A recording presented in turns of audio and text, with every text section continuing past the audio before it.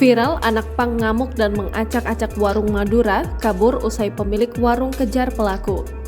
Tengah ramai sebuah video detik-detik segerombolan anak pang mengamuk di sebuah warung Madura. Hal itu diketahui dalam unggahan Instagram @terang_media pada Senin 7 Agustus 2023.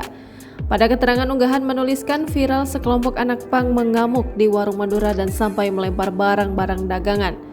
Terlihat pada video awalnya sempat terjadi cekcok antara seorang anak pang berambut kuning dengan pemilik warung.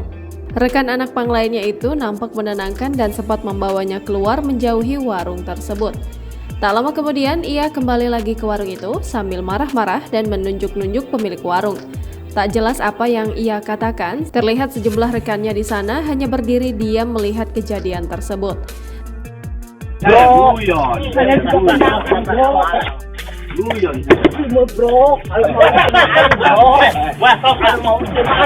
Saat situasi sudah mulai kondusif, ternyata anak pang tadi kembali lagi ke warung itu dengan marah-marah.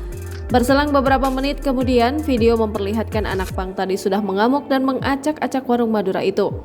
Barang-barang yang ada di warung Madura itu nampak dilempar dan diacak-acak oleh anak pang. Ia mengamuk sambil menunjuk-nunjuk pemilik warung, rekannya terlihat ada yang juga ikut-ikutan.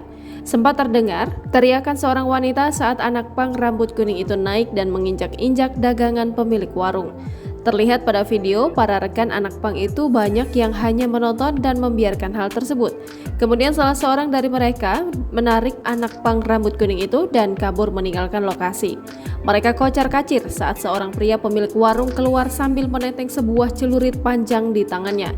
Seorang wanita diduga istrinya nampak mencoba menghalangi pria itu agar tidak terjadi hal yang tidak diinginkan.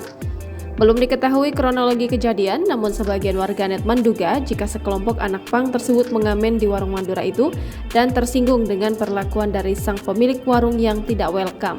Pada video disebutkan jika insiden itu terjadi di wilayah Tanara, Serang, Banten pada 4 Agustus 2023 pukul 19.55 waktu Indonesia Barat.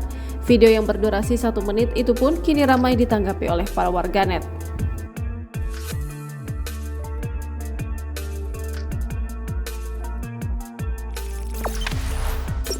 Jangan lupa subscribe, share, komen, dan like ya!